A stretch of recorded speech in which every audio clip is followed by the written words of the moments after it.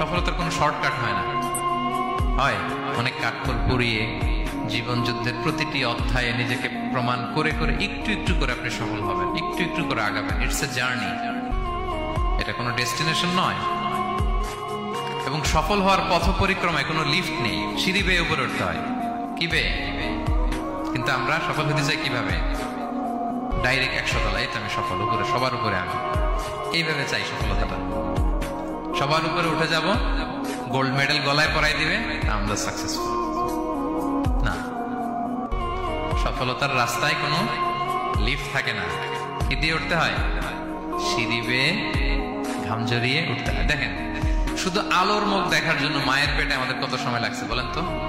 Just একটু light, হ্যাঁ, 9 মাস 10 মাস সময় লাগছে শুধু একটু আলো দেখবো আমরা। একটু আলোর মুখ দেখার জন্য আমার লাগছে 9 মাস। আর এখানে আমরা শর্টকাট খুঁজি, খালি কি খুঁজি? সফলতার কোনো শর্টকাট নেই। অল্প এফোর্টে যারা সফল হতে চায় এরা কোনোদিন সফল হয় না।